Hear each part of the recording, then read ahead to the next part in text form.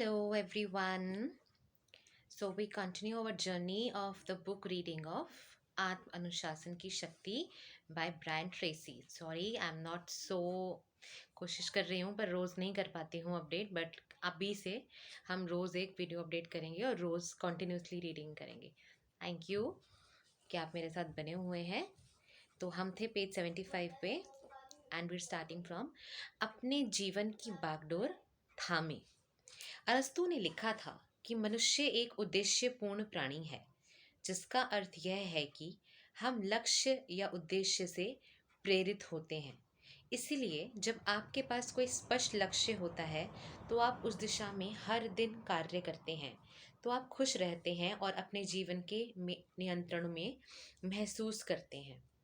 इसका अर्थ यह भी है कि आजीवन लक्ष्य तय करना एक बहुत ही महत्वपूर्ण अनुशासन है। प्रकृति की ओर देखें। पालतू कबूतर एक उल्लेखनीय पक्षी है।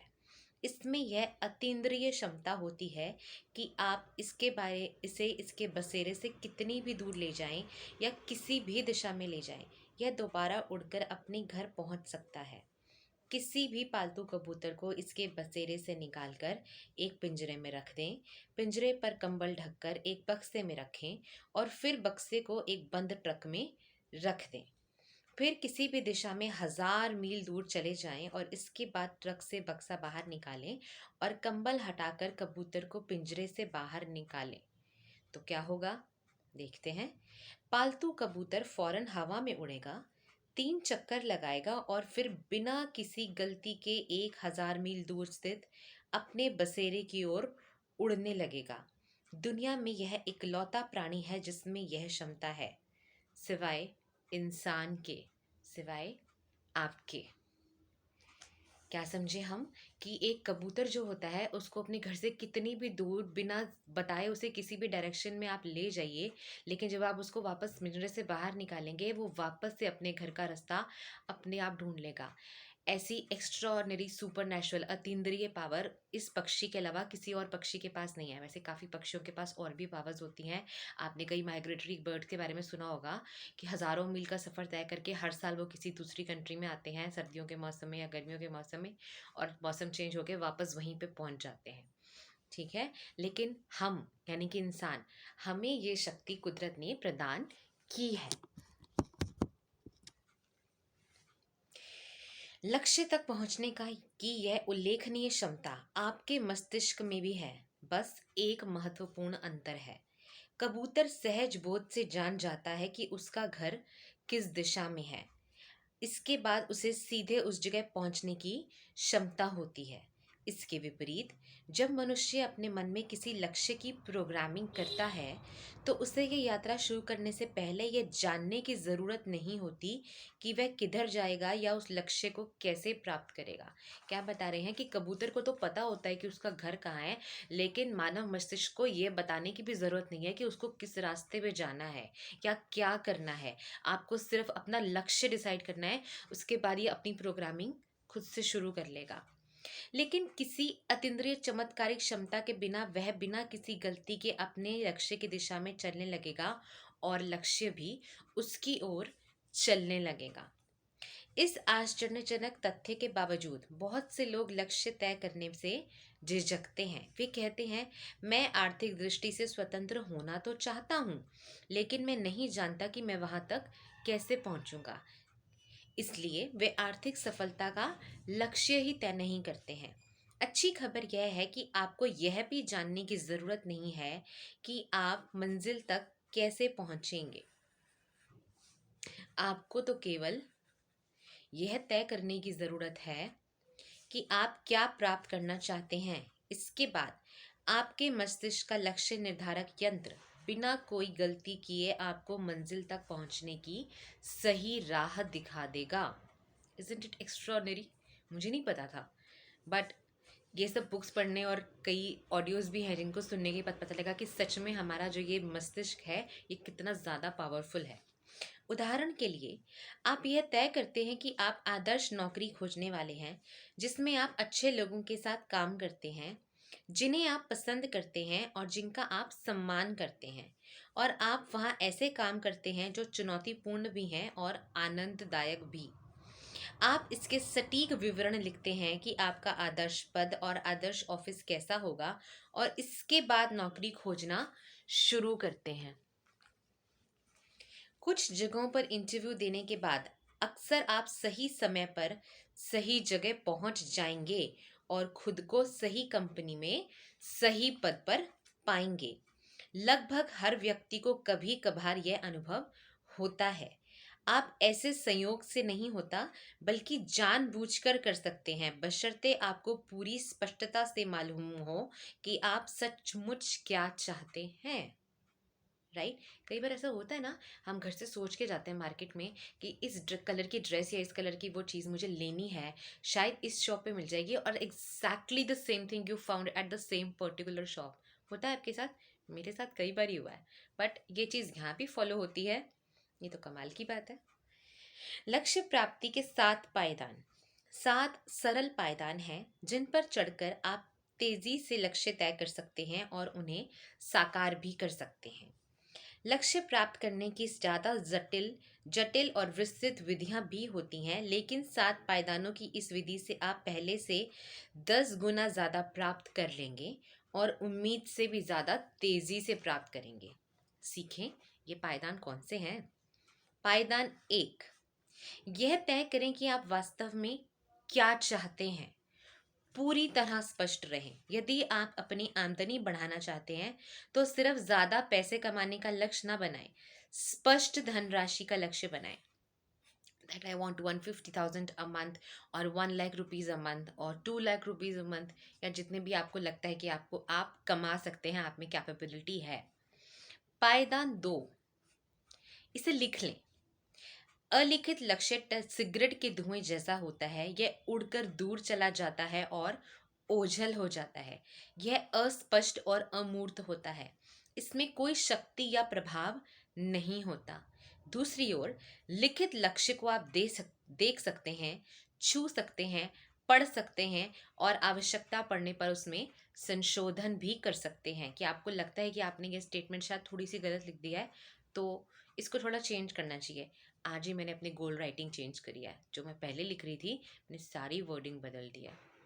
पहले मैं लिख रही थी कि मैं अटेन करूंगी, अब मैंने लिखना शुरू कर दिया कि मैंने अटेन करना शुरू कर दिया है। I am on the journey to do that, and really I am feeling the difference. पायदान 3, लक्ष्य प्राप्त करने की डेडलाइन तय करें। एक तार्किक समय अवधि चुन लें। लिखें कि आप किस तारीख तक अपना लक्ष्य प्राप्त करते हैं। अगर लक्ष्य बड़ा है तो अंतिम डेडलाइन तय करने के बाद एक और काम करें। इस बड़े लक्ष्य को छोटे छोटे उप लक्ष्यों में बांट लें। कभी भी एक बहुत बड़ा गोल सेट नहीं करना आपको, छोटे छोटे गोल सेट कीजिए। अपने इनकम गोल्स भी ऐसे बढ़ाइए। मैं 6 महीने के बाद इतनी इनकम तक पहुंचूंगा, फिर मैं 6 महीने बाद उसको बढ़ा के इतनी इनकम तक करूंगा, और 6 महीने के बाद मैं उसको डबल कर लूंगा, ऐसे। ठीक है। आप सहज जहाँ हैं और भविष्य में जहाँ पहुँचना चाहते हैं, उसके बीच के कदमों के लिए छोटी छोटी डेडलाइंस स्पष्ट तय कर लें। डेडलाइन आपके मस्तिष्क को लक्ष्य प्राप्त करने के लिए विवश करती हैं। आपने देखा होगा कि किसी स्पष्ट डेडलाइन के दबाव में आप अक्सर ज़्यादा काम कर लेते हैं। यही आपके अवचेतन मन के साथ भी होता है।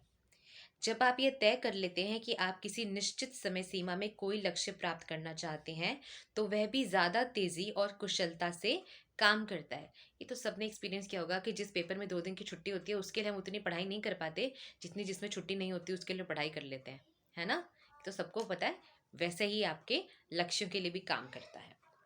नियम यह है कि लक्ष्य अयथार्थवादी नहीं होते। अयथार्थवादी तो केवल डेडलाइंस होती हैं। समझे? लक्ष्य अयथार्थवादी नहीं होते, अनरियलिस्टिक नहीं होते। अयथार्थवादी तो केवल डेडलाइंस होती हैं, अनरियलिस्टिक तो डेडलाइन हो सकती हैं। इसलिए आपको दोनों चीज़ों पे ध्यान देना है। अगर आप डेडलाइन तक लक्ष्य प्राप्त न कर पाए तो क्या करें? हो सकता है ना, ये भी पॉसिबल कि हो सकता है आपको अपना काम रोकना पड़ जाए, कोई भी इमरजेंसी हो सकती है, कोई हेल्थ इमरजेंसी भी पड़ सकती है। सरल है, दूसरी डेडलाइन तय कर ले। इस महीने नहीं हुआ तो नेक्स्ट मंथ की कर लें। डेडलाइन सिर्फ एक अनुमान है, कई बार आप डेडलाइन से पहले ही लक्ष्य प्राप्त कर लेंगे और कई बार डेडलाइन पार करेंगे और कई बार डेडलाइन के बाद। कई बार आप 1 महीना पहले कर लेंगे, कई बार 15 दिन पहले, कई बार exactly on the same date, तब आपको लगे तो मेरेकल ही हो गया। और कई बार हो सकता है डेडलाइन के बाद भी। डिपेंड्स। सिचुएशंस भी कोई चीज़ होती है, हर कुछ हमारे हाथ में तो नहीं होता, लेकिन काम करना हमारे हाथ में होता है। So we need to be self disciplined and work towards our goal, है ना। आप हर लक्ष्य बाहरी परिस्थितियों की पृष्ठभूमि में साकार होता है। आपका हर लक्ष्य बाहरी परिस्थितियों की पृष्ठभूमि में साकार होता है। समझ गए ना। सर्कमस्टांसेस भी डिपेंड करते हैं आपकी गोल अचीवमेंट में। चूंकि ये परिस्थितियां बदल सकती हैं, सर्कमस्टांसेस चेंज हो सकते हैं, इसलिए कई बार आपको अपनी डेडलाइन में हेर फेर करना पड़ सकता है। ये नॉर्मल है, इसमें कोई घबराने की बात नहीं है। ठीक है, इसमें कोई प्रॉब्लम की बात भी नहीं है। पायदान 4। लक्ष्य प्राप्त करने के लिए हर उस चीज की सूची बना लें जिसकी जरूरत आपको पड़ सकती है। जैसे कि हेनरी फोर्ड ने कहा था, बड़े से बड़ा लक्ष्य भी प्राप्त हो सकता है, बशर्ते आप उसे पर्याप्त छोटे कदमों में बांट लें। लक्ष्य प्राप्त करने के लिए आपको किन अंदरूनी और बाहरी बाधाओं और मुश्किलों का पार करना होगा, उनकी भी सूची बना लें। लक्ष्य प्राप्त करने के लिए आपको किस अतिरिक्त ज्ञान और योग्यताओं की आवश्यकता होगी, उनकी भी सूची बना लें। लक्ष्य प्राप्त करने के लिए आपको किन लोगों के सहयोग और समर्थन की आवश्यकता होगी, उनकी भी सूची बना लें। ठीक है। और लक्ष्य प्राप्त करने के लिए आपको क्या क्या करना होगा, हर उस काम की सूची बना लें। समझ गए। खूब सारा लिखने के लिए रेडी हो जाओ। पहले गोल राइटिंग करनी है, उसको डेडलाइंस देनी है, फिर आपको अलग अलग लिस्ट बनानी है। सबसे पहली लिस्ट कि आपको कौन सी प्रॉब्लम्स फेस करनी पड़ सकती हैं, फिर आपको कौन सी एक्स्ट्रा स्किल सेट आपको बनाना पड़ेगा इसके लिए, फिर आपको कैसे लोगों के साथ और समर्थन की सहयोग की ज़रूरत होगी, कौन से लोग हैं जो आपको आपके गोल अचीवमेंट में हेल्प कर सकते हैं, उसकी लिस्ट, फिर आपको क्या क्या काम करने हैं, कौन कौन से स्टेप उठाने हैं, फिर दिमाग में आने वाले नए कामों और जिम्मेदारियों को भी सूची में जोड़ते चले जाएं। अब ये तो है ना, नया काम तो ढूंढ लिया कि ये करना है, लेकिन पुराने काम जो कर रहे हो वो तो नहीं छोड़ सकते, तो हमें सब चीज़ की लिस्ट बनानी है। तब तब लिखते रहें तब तक कि आपकी सूची पूरी ना हो जाए। कब तक लिखना है? जब तक आपकी लिस्ट पूरी ना हो जाए। भैया आप मोटे मोटे रजिस्टर भरने पड़ेंगे, लेकिन कोई बात नहीं, जो आप लिख लेते हैं ना वो आपके यहाँ बस जाता है, सबकॉन्शियस माइंड को पता चल जाता है। ठीक है। और बस वो आपके लिए खुद ही काम करना शुरू कर देगा। पायदान 5। क्रम और प्राथमिकता दोनों के आधार पर सूची को जमा लें। क्रम और प्राथमिकता, priority wise and number wise. क्रमबद्ध सूची बनाने के लिए यह निर्णय लेना जरूरी होता है कि सबसे पहले कौन सा काम करना है, कौन सा काम दूसरे नंबर पर और कौन सा काम इसके बाद। दूसरी ओर प्राथमिकता के आधार पर व्यवस्थित सूची में आप यह तय करते हैं कि ज़्यादा महत्वपूर्ण क्या है और कम महत्वपूर्ण क्या है। नंबर वाइज और प्रायोरिटी वाइज दोनों टाइप की लिस्ट बनानी है। समझ गए ना आप। कई बार क्रम और प्राथमिकता समान होती है, लेकिन प्राय ऐसा नहीं होता। उदाहरण के लिए, यदि आप कोई विशेष व्यवसाय शुरू करना चाहते हैं, तो क्रम के हिसाब से पहला काम उससे संबंधित कोई पुस्तक खरीदना या कोर्स करना हो सकता है। लेकिन आपके लिए सबसे महत्वपूर्ण है पूर्ण मार्केट रिसर्च पर आधारित बिजनेस प्लान बनाना, जिसका इस्तेमाल करके आप सारे आवश्यक संसाधन जुटा सकें और अपना मनचाहा व्यवसाय शुरू कर सकें। राइट। कि आपको 2 काम करने पड़ सकते हैं। अगर आपको एक पर्टिकुलर बिजनेस करना चाहते हैं, हो सकता है आपको कोई कोर्स करना हो, वो भी बहुत ज़रूरी है। और दूसरी बात, आपको रिसर्च भी करनी पड़ेगी मार्केट में किस चीज़ की डिमांड है, मुझे रॉ मटेरियल कहाँ से मिलेगा, मुझे उस रॉ मटेरियल को प्रोसेस करने के लिए इक्विपमेंट कहाँ से मिलेंगे, मेरा मार्केट का टारगेट कौन होगा, है ना। तो ये दोनों काम आपको पैरेलली भी करने पड़ सकते हैं। पायदान 6। अपनी योजना पर तत्काल कार्य शुरू कर दें। अब आपने सोच लिया है तो काम को टालना नहीं है, आज से ही काम करना शुरू कर दो, अभी से ही। पहला कदम उठाएं, फिर दूसरा कदम उठाएं और फिर तीसरा। जुट जाएं, तेजी से कार्य करें। Be a fast action taker, तेजी से, देर ना करें। याद रखें, टाल मटोल ना सिर्फ समय चुराती है, यह जीवन भी चुराती है। प्रोक्रेस्टिनेशन, ये टाइम को भी काटती है और आपकी लाइफ को भी काटती है। जितना काम को टालोगे, काम उतना आगे बढ़ता जाएगा, आपका ही सक्सेस पीछे जा रहा और किसी को कोई फर्क नहीं पड़ रहा उससे। जीवन में सफल और असफल लोगों के बीच केवल यह अंतर होता है कि विजेता पहला कदम उठा लेते हैं। वे कर्म केंद्रित होते हैं। ठीक है। जैसा स्टार ट्रेक में कहा जाता है कि वे साहस के साथ वहां जाते हैं जहां कोई इंसान कभी नहीं गया। विजेता सफलता की किसी प्रकार की गारंटी के बिना भी काम शुरू करने के इच्छुक होते हैं। वे असफलता और निराशा से नहीं घबराते हैं। वे हमेशा कर्म करने के लिए उद्यत रहते हैं। राइट। पायदान 7। ठीक है। सफल और असफल लोगों के बीच डिफरेंस क्या है कि सफल लोग हमेशा स्टेप उठाएंगे चाहे उसका कोई भी आउटकम आए। वो ये नहीं सोचते कि मुझे सफलता मिलेगी ही मिलेगी। 99% ऑफ टाइम्स उनको सफलता मिलती भी है, बट स्टेप उठाना सबसे बड़ा काम है। असफल लोग तो स्टेप ही नहीं उठाते, तो आगे तो क्या ही होगा उनके लिए। इसलिए सफल लोगों की श्रेणी में आने के लिए सबसे पहले आपको स्टेप उठाना ज़रूरी है। हर दिन कोई ऐसा कार्य करें जो आपको आपके प्रमुख लक्ष्य की दिशा में ले जाए। यह सफलता सुनिश्चित करने के लिए बहुत ही महत्वपूर्ण है। कोई ना कोई कार्य करें। सप्ताह में 7 दिन, हर साल के 365 दिन कोई भी ऐसा कार्य करें जो आपको अपने लक्ष्य के एक कदम करीब ले जाए। एक कदम, वन स्टेप क्लोजर।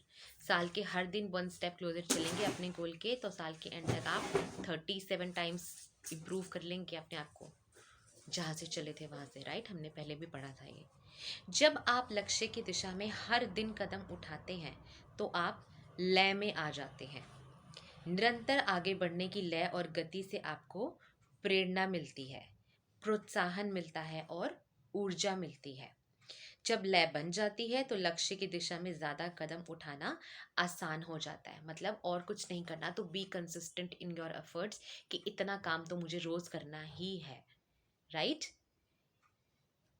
इससे आपकी रिदम बन जाएगी, और एक बार रिदम बन गई तो आप ज़्यादा एफिशिएंटली काम कर पाएंगे। कुछ ही समय में आप में लक्ष्य तय करने और प्राप्त करने का अनुशासन आ जाएगा। जल्दी ही यह कार्य आसान और स्वचालित हो जाएगा। फिर आपको सोचना भी नहीं पड़ेगा कि ये काम करना है, अपने आप ही आप करने लग जाओगे। आप हर वक्त अपने लक्ष्यों की दिशा में काम करने की आदत और अनुशासन विकसित कर लेंगे। 10 लक्ष्यों का अभ्यास।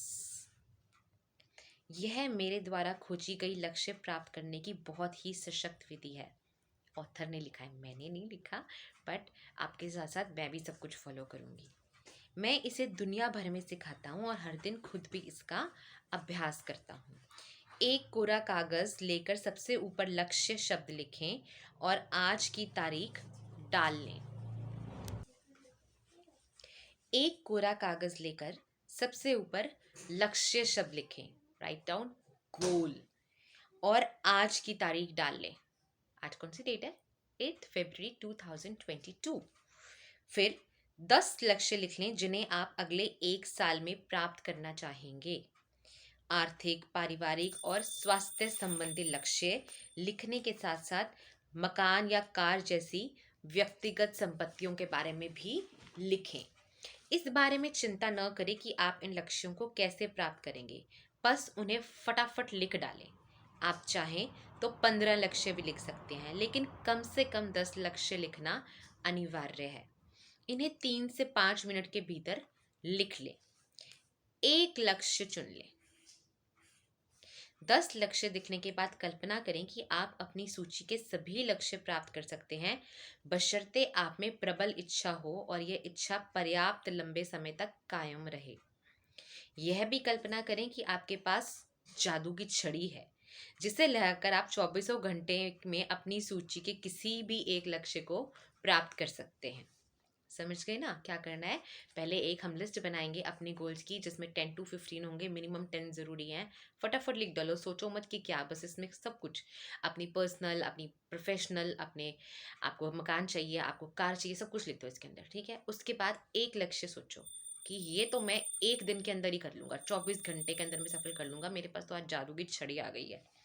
अगर आप अपनी सूची के किसी एक लक्ष्य को 24 घंटों में प्राप्त कर सके तो इस वक्त किस लक्ष्य से आपके जीवन में सबसे ज़्यादा फायदा होगा? कौन सा एक लक्ष्य बाकी लक्ष्यों की तुलना में आपके जीवन को ज़्यादा बदलेगा या बेहतर बनाएगा? कौन सा एक लक्ष्य बाकी लक्ष्यों को प्राप्त करने में सबसे ज्यादा सहायता करेगा? इस सवाल का जवाब जो भी हो, इस उस लक्ष्य के चारों ओर गोला लगा लें। यह लक्ष्य आपका प्रमुख निश्चित लक्ष्य है। यह आपका केंद्र बिंदु और आपकी भावी गतिविधियों का व्यवस्थापक सिद्धांत है। ठीक है, एक लक्ष्य चुनना है जिसकी प्रायोरिटी से, जो मतलब जो अचीव करने से आपके बाकी के लक्ष्य भी साथ साथ पूरे होंगे, बस उसको गोला लगा लो। ठीक है, और ये आपका मूल सिद्धांत बन जाएगा कि इसको केंद्र बिंदु रख के कि मुझे ये चाहिए, बस बाकी के लक्ष्य उसके पीछे पीछे अपने आप चलेंगे। अब योजना बनाएं। अपने लक्ष्य को स्पष्टता से लिखने और इसकी प्रगति मापने के पैमाने बनाने के बाद उसे प्राप्त करने की डेडलाइन तय करें। सारी मानसिक शक्तियों को लक्ष्य पाने पर केंद्रित करने के लिए आपके अवचेतन मन को डेडलाइन की आवश्यकता पड़ती है।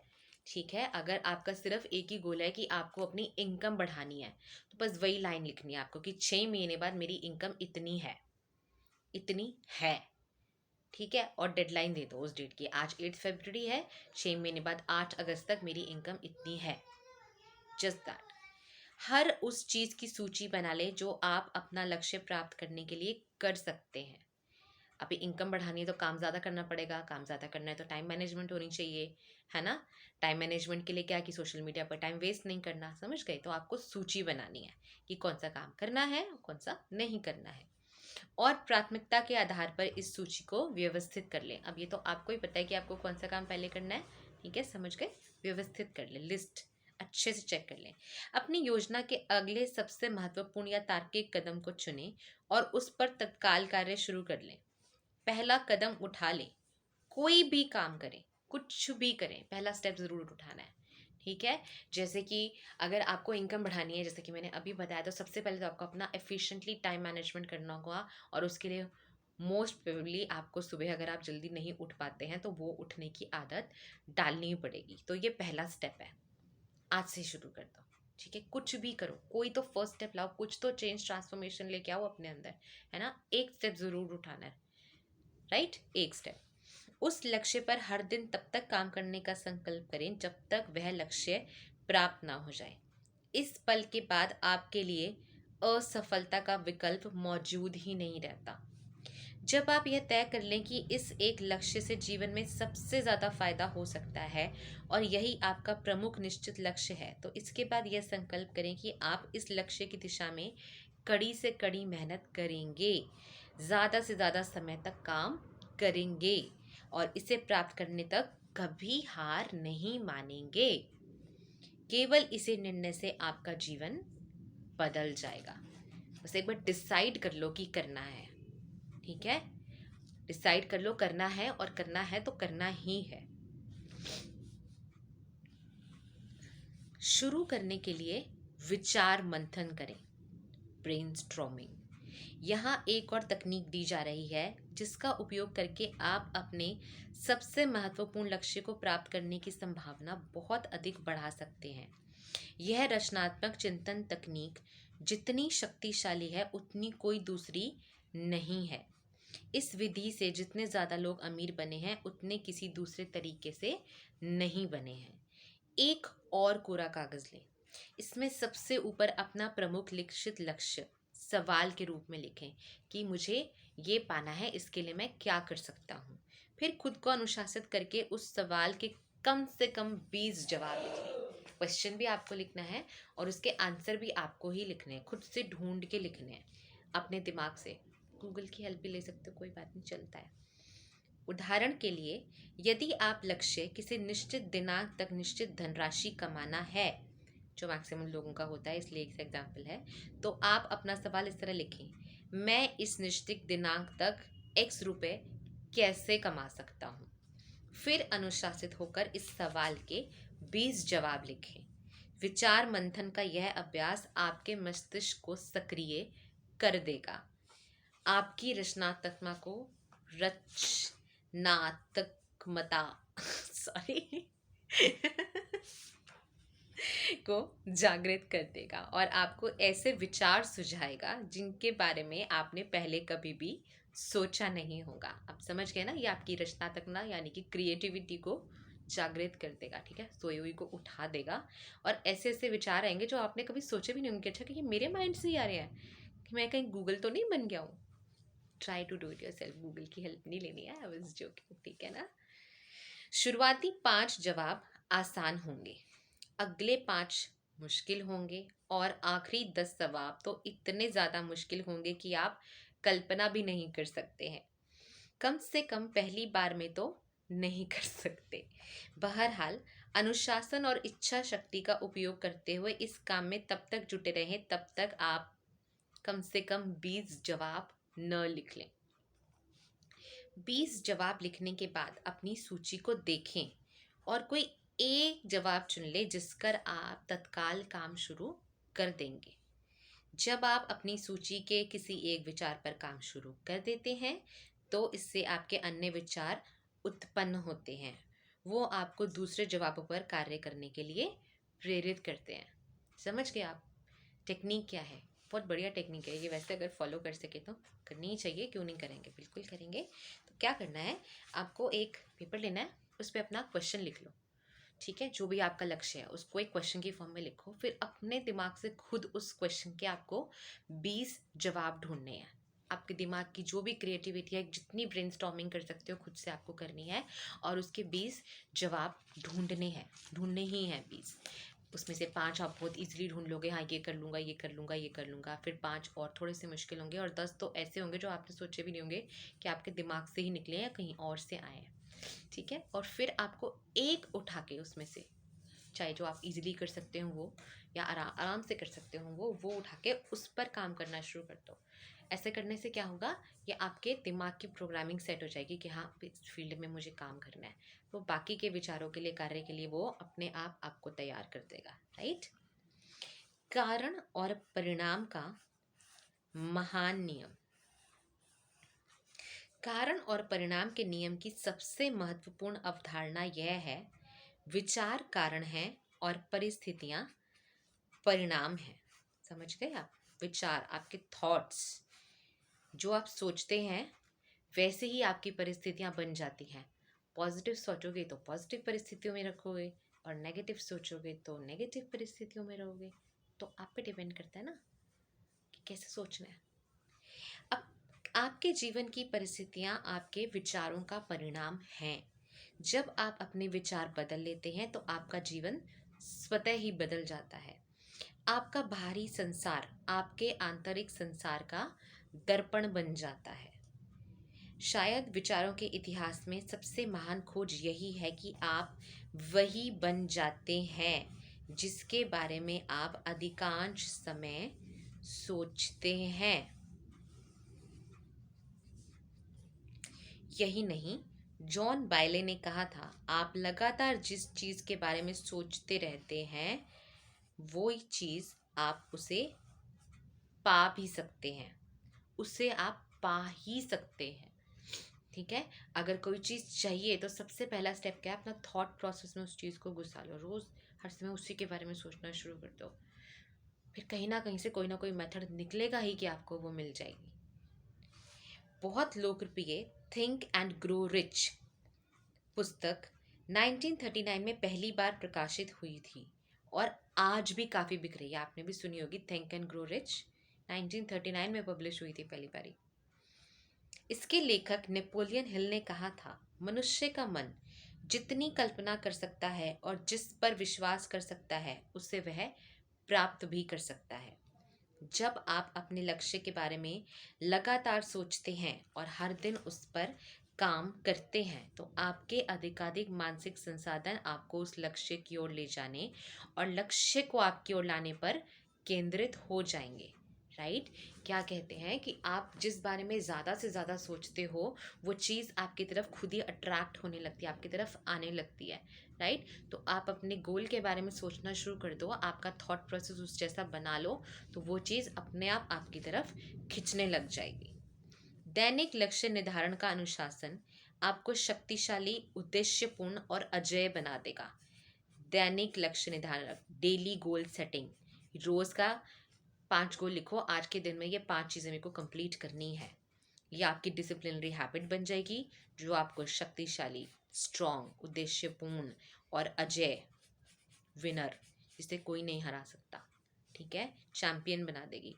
इससे आप में आत्मसम्मान, आत्मविश्वास और आत्मगौरव विकसित होगा। जब आप अपने आप से सक्सेस पाने लग जाओगे ना, अपने काम खुद करने लग जाओगे और बोलोगे आज मैंने ये सोचा था और देखो मैंने कर दिखाया, सेल्फ लव की फीलिंग कह सकते हैं इसको, ठीक है।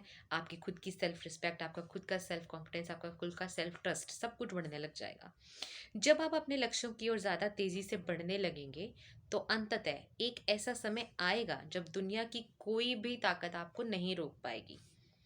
अगले अध्याय में मैं ये स्पष्ट करूंगा कि उत्कृष्टता विकसित करने के लिए आत्म अनुशासन सबसे महत्वपूर्ण कदम क्यों है और इसकी सहायता से आप अपने सभी भौतिक और भावनात्मक लक्ष्य कैसे प्राप्त कर सकते हैं। That's all for today. We have completed chapter 4, अध्याय 4 हमने पूरा कर लिया, पेज नंबर 83 तक।